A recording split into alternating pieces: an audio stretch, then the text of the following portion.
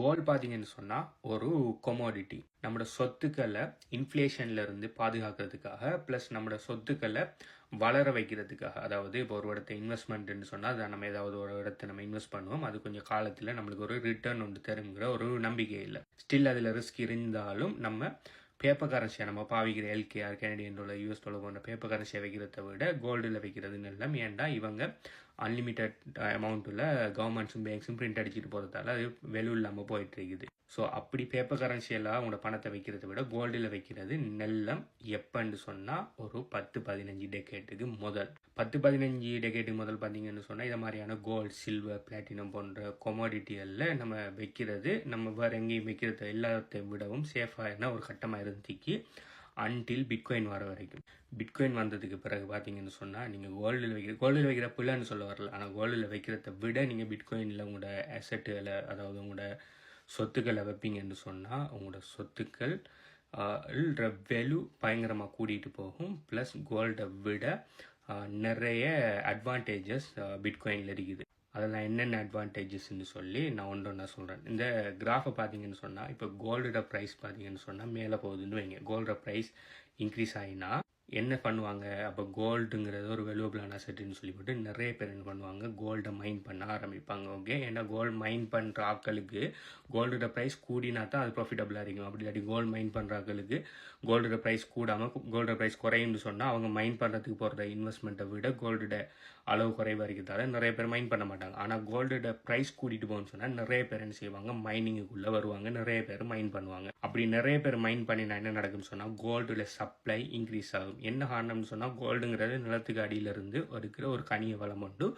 எவ்வளவு டோட்டல் சப்ளைன்னு சொல்லி யாருக்குமே தெரியாது. Unlimited supply. எப்படி நம்ம பாவிக்கிற பேப்பர் கரன்சியில் அன்லிமிட்டெட் சப்ளையோ அதே மாதிரி கோல்டும் கிட்டத்தட்ட அன்லிமிட்டெட் சப்ளை தான். ஆனால் ஏன் காரணம் சொன்னால் எப்போ வேணுனாலும் யார் வேணுனாலும் நிலத்துக்கு அடியிலிருந்து கோல்டை கண்டுபிடிக்கலாம். இப்போ கோல்டோட ப்ரைஸ் கூட்டிகிட்டு போகணும்னு சொன்னால் நிறைய பேர் என்ன பண்ணுவாங்கன்னு சொன்னால் கோல்டை தேடி ஓட ஆரம்பிப்பாங்க. நிறைய பேர் கோல்டு மைன்களில் இன்வெஸ்ட் பண்ணுவாங்க. நிறைய பேர் மைன் பண்ண ஆரம்பிப்பாங்க. ஸோ இப்படி மைன் பண்ணுறதால இதோட சப்ளை கூடும். சப்ளை கூடினா என்ன நடக்கும்? ஒரு பொருளுக்கு சப்ளை கூடும்னு சொன்னால் திரும்ப ப்ரைஸ் என்ன செய்யும்? கீழே வரும். திரும்ப ப்ரைஸ் கீழே வந்த உடனே என்ன செய்வாங்க? மைன் பண்ணுறதுக்குரிய, அதாவது ப்ராஃபிட் பார்க்க எழுதில்லை, நம்ம மைன் பண்ணுறதை விட நம்மளுக்கு எடுக்கிற கோல்டோட விலை குறையறி, அப்போ செலவு கூட அப்போன்னு சொல்லிவிட்டு நிறைய பேர் மைனிங் பண்ணுறதை நிப்பாட்டுவாங்க. திரும்ப கோல்டு ப்ரைஸ் மேலே போகும். இப்போ இது ஒரு அன்லிமிட்டெட் சப்ளையாக இருக்கிற அசெட்டால் என்ன நடக்குதுன்னு சொன்னால் இது ஒரு ஸ்கேசிட்டி இல்லை. எப்போயெல்லாம் ப்ரைஸ் மேலே போகுதோ அப்போயெல்லாம் நிறைய பேர் மைன் பண்ண ஆரம்பிப்பாங்க. இப்போ நீங்கள் எல்லாருமே உங்களோட சொத்தை கோல்டில் நீங்கள் வச்சுட்டீங்கன்னு வைங்க. திடீர்னு மாதிரி எல்லாருமே நிறைய பேர் கோல்டை இது தேடி கண்டுபிடிச்சி போகல. $1 trillion ஆஃப் கோல்டு உண்டு, பெரிய சப்ளை உண்டு கண்டுபிடிச்சிட்டாங்க. இவ்வளோ ஒருத்தர் கண்டுபிடிக்கிட்டாங்கன்னு சொன்னால் கோல்டு ப்ரைஸ் பயங்கரமாக அடி வாங்கும். அப்போ நீங்கள் உங்களோட சொத்துக்களை பாதுகாக்கிறது இன்ஃப்ளேஷன்லேருந்து ப்ளஸ் அதை ஒரு வளர்ச்சி ஒன்று பார்க்குறதுக்கு தான் நீங்கள் கோல்டில் இன்வெஸ்ட் பண்ணீங்க. ஆனால் இப்படி ஒரு விஷயம் ஒன்று இருக்கிறதால அது பெஸ்ட்டான ஒரு இன்வெஸ்ட்மெண்ட் இல்லை. ஆனால் நீங்கள் பிட்காயின் உருவாக்கத்துக்கு முதல், பிட்காயின் 15 வருஷத்துக்கு முதல் சத்தோஷி நக்கமோட்டோங்கிறவரால் 2009ஆம் ஆண்டு கண்டுபிடிக்கப்பட்ட டைமுக்கு முதல் பார்த்தீங்கன்னு சொன்னால் கோல்டு தான் one of the best. Okay, நிறைய விஷயத்தில் பெஸ்ட்டு. நீங்கள் பேப்பர் காசு வைக்கிறத விட பெஸ்ட்டாக இருந்தீங்க. ஆனால் அந்த பிட்காயின் பார்த்தீங்கன்னு சொன்னால் கோல்டில் இருக்கிற அந்த மெயின் பிரச்சனை, அதாவது ப்ரைஸ் கூடினா நிறைய பேர் மைன் பண்ணி சப்ளையை கூட்டிடுறதால ப்ரைஸ் குறையிறங்கிற இந்த பிரச்சனையை இல்லாமாக்கி ப்ளஸ் நிறைய கோல்டில் சரி, ரியல் எஸ்டேட்டில் சரி, நம்ம பாவிக்கிற பேப்பர் கரன்சியில் சரி, அசட்டுகள்லாம் நம்ம கரன்சியாக நம்ம பாவிக்கிறதுல இருக்கிற நிறைய பிரச்சனையை சால்வ் பண்ணி உருவாக்கப்பட்ட நம்பர் 1 டீசென்ட்ரலைஸ்ட், அதாவது யாரோட கண்ட்ரோல்லையுமே இல்லாத ஃபிக்ஸ் சப்ளை இருக்கக்கூடிய, அதாவது இப்போ பிட்காயினை பார்த்தீங்கன்னு சொன்னால் ஒரு ஆளோட கையில் இல்லை. அது ஓகே, சத்தோஷி நக்கமோட்டோங்கிற ஒரு நபரோ ஒரு ஆர்கனைசேஷனோ தான் உருவாக்கி இருந்தாலும் உலகம் பூரா இருக்கிற independent mining networks, mining computers, mining நோட்ஸோட கண்ட்ரோலில் தான் பிட்காயின் நடந்துகிட்டு இருக்குது. பிட்காயினை யார் நினைச்சாலும் ஸ்டாப் பண்ண முடியாது, டபுள் ஸ்பெண்ட் பண்ண முடியாது, மெனிப்புலேட் பண்ண முடியாது, என்ன விஷயமும் செய்ய முடியாது. உங்களையும் என்னையும் மாதிரி இருக்கிற சாதாரண மக்கள் அவங்களோட கம்ப்யூட்டர்ஸை, அதாவது பிட்காயினுக்குன்னு சொல்லி ஸ்பெஷலைஸ் கம்ப்யூட்டர் மீடியா நான் ஏர்லியர் டேஸில் அதிகம் சொன்னால் நம்ம பாவிக்கிற ஸ்மார்ட் ஃபோன்களில் நம்ம பாவிக்கிற கம்ப்யூட்டர்ஸ்லேருந்து நம்ம நோட் ரன் பண்ணக்கூடியதாக இருந்துச்சு. ஆனால் இப்போ பார்த்தீங்கன்னு சொன்னால் மைனிங் டிஃபிகல்ட்டி கூட்டிகிட்டு ஸ்டில் யார் நினைச்சாலும் பிட்காயின் நோடை உருவாக்கலாம். நோடை உருவாக்கி பிட்காயின் நெட்வொர்க்கை இது செய்யலாம்.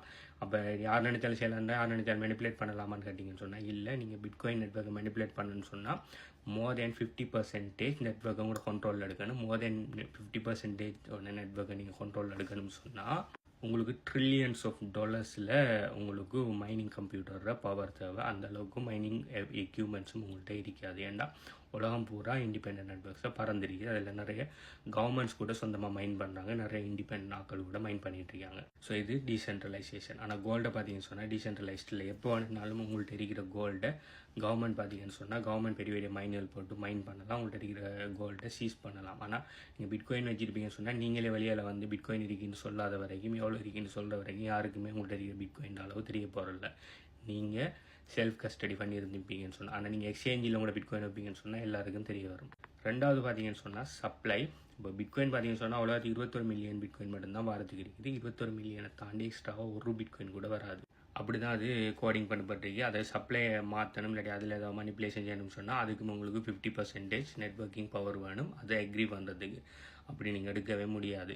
ஸோ இந்த கன்செப்டில் பார்த்தீங்கன்னு சொன்னால் பிட்காயின் ப்ரைஸ் கூடினா நிறைய பேர் என்ன செய்வாங்க, பிட்காயின் மைன் பண்ணுறதுக்கு மைனிங் மிஷின் எல்லாம் கொண்டு வருவாங்க. ஓகே, அவங்களுக்கு ப்ராஃபிட்டபுளாக இருக்கும். ஆனால் பார்த்தீங்கன்னு சொன்னால் மைனிங் டிஃபிகல்ட்டி நிறைய பேர் உள்ளுக்கு வரக்குள்ள மைனிங் டிஃபிகல்ட்டி அதிகரிக்கும். மைனிங் டிஃபிகல்ட்டி அதிகரிக்கும்னா அதுக்குரிய எக்யூப்மெண்ட்ஸ், அதுக்குரிய நம்ம போடுற செலவுகள் கூடிட்டு போகும். ஆனால் பார்த்தீங்கன்னு சொன்னால் அப்படி கூடுறதால நம்மளால் நிறைய பிட்காயின் உருவாக்கிட முடியுமான்னு கேட்டால் இல்லை. பிட்காயின் சப்ளை 21 மில்லியன் தான். ஒவ்வொரு 10 நிமிஷத்துக்கு ஒரு பிளாக் தான் எவரேஜாக மைன் பண்ணப்படும். நம்ம எவ்வளோ தான் கஷ்டப்பட்டாலும் வாரது சப்ளை எக்ஸ்ட்ரா வர மாட்டேங்குது, அதே சப்ளை தான் வரும். அப்போ மைனிங் டிஃபிகல்ட்டியும் கொஞ்சம் கொஞ்சமாக கூட்டிகிட்டு போகுது. சப்ளையும் சேம் இருக்கிறதால ஒரு கட்டத்துக்கு மேலே பிட்காயின் மைனிங் அநேகமான ஆட்களுக்கு ப்ராஃபிட்டபிள் இல்லாமல் இருக்குது. அப்போ என்ன செய்வாங்க, நிறைய பேர் மைனிங் விட்டு வெளியில் போயிடுவாங்க. ஆனால் கோல்டில் அப்படி இல்லை. நிறைய பேர் மைன் பண்ணால் நிறைய கோல்டு வரும். நிறைய கோல்டு வந்தீங்கன்னு சொன்னால் ப்ரைஸ் குறையும். ஆனால் இங்கே பார்த்தீங்கன்னு சொன்னால் என்ன தான் இவங்க நிறைய பேர் மைன் பண்ண போனாலும் நிறைய பிட்காயின் வர போகிறது. பிட்காயின் வர மாதிரி தான் வந்துட்டு இருக்கும். Mining difficulty கூட்டிடும்.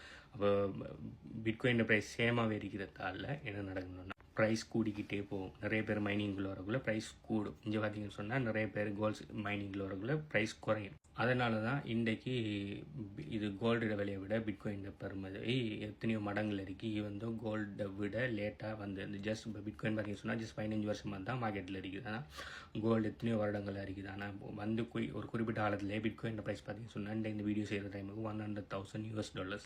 ஆனால் கோல்டோட ப்ரைஸ் பார்த்தீங்கன்னு சொன்னால் $2,000 சம்திங் தான் இருக்குது. அடுத்தது பார்த்தீங்கன்னு சொன்னால் நீங்கள் இப்போ ஒரு நாட்டில் இருக்கீங்க. ஓகே, உங்கள்கிட்ட எத்தனை ஒரு 5 டன்னுக்கு கோல்டு இருக்குன்னு வைங்க. ஓகே, அந்த 5 டன்னுக்கு எவ்வளோ நீங்கள் செலவழிச்சு கோல்டு வாங்கினீங்களோ அதே அளவு பெறுமதியில் உங்கள்கிட்ட பிட்காயின் இன்னொரு ஆள்கிட்ட இருக்கீங்கன்னு வைங்க. ஓகே, ஒரு நாட்டில் இருக்கீங்க, நீங்கள் இந்த நாட்டில் இருந்து வெளிநாட்டு ஒன்றுக்கு மூவ் பண்ண போகிறீங்கன்னு வைங்க. ஓகே, வெளிநாடு மூவ் பண்ண போகிறீங்கன்னு சொல்லி அந்த 5 டன் கோல்டையும் ஏர்போர்ட்டுக்குள்ளால் கொண்டு வருவீங்களா? கொண்டு வந்தால் நடக்கும். உங்களோட கோல்டை பறித்து வச்சு போட்டு ஏதோ உங்களுக்கு கோல்டுன்னு கேட்பாங்க, ஏதோ அவங்களோட அப்பம் வீட்டு கோல்டு மாதிரி.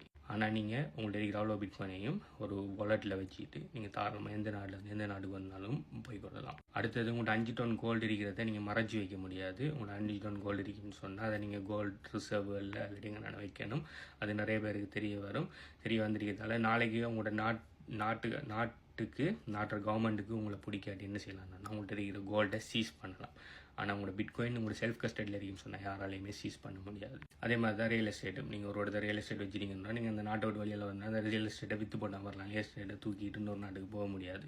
ஸோ ஃப்ரீடம்ங்கிற ஒரு விஷயம் எந்த அசெட்லையும் கிடைக்காது. பிட்காயினில் மட்டும்தான் உங்களுக்கு ஃப்ரீடங்கிற விஷயம் கிடைக்கும். ஸ்டில் நீங்கள் உங்களோட பண அசெட்டில் கோல்டில் இன்வெஸ்ட் பண்ணுறது தான் பெஸ்ட்டுன்னு சொல்லி நீங்கள் நினைப்பீங்கன்னு சொன்னால் இதுக்கு மேலே நான் ஹெல்ப் பண்ண முடியாது. அப்படி இல்லை, நாங்கள் இதை பற்றி உணர்ந்துட்டோம், எங்களுக்கு பிட்காயினில் இன்வெஸ்ட் பண்ணுறதுக்கு ஆசை இருக்குது, ஆனால் இந்த $100,000 இல்லைன்னு சொன்னால் நீங்கள் தாராளமாக உங்களுடைய $5-10 நீங்கள் பிட்காயினை தாராளமாக சின்ன அமௌண்ட்டில் வாங்கிக்கொள்ளலாம். ஸோ எப்படி பிட்காயினை சேஃபான வழியில் வாங்குறேன், எப்படி அதை செல்ஃப் கஸ்டடி பண்ணுறேன், எப்படி பிட்காயினை மல்டிப்ளை பண்ணுறேன்னு சொல்லி எல்லா விஷயத்தையுமே பிட்காயின் ஹார்வெஸ்ட் அதில் 100% ஃப்ரீயாக டீச் பண்ணியிருக்கிறேன். அது எங்கே எடுக்கிற சம்மந்தமான டீட்டெயில்ஸ் வேணும்னு சொன்னால் நீங்கள் இந்த வீடியோ பார்க்குற டைம் இந்த வீடியோக்கு எத்தனை லைக் இருக்குன்னு சொல்லி கமெண்ட் பண்ணுங்கள். அது எங்கே எடுக்கிறேன்னு சொல்லி சொல்கிறேன். ப்ளஸ் நீங்கள் உங்கள்கிட்ட இருக்கிற அசெட்டை கோல்டில் இன்வெஸ்ட் பண்ணுவீங்களா, பிட்காயினில் இன்வெஸ்ட் பண்ணுவீங்களான்னு சொல்லியும் கீழே கமெண்ட் பண்ணுங்கள். பை.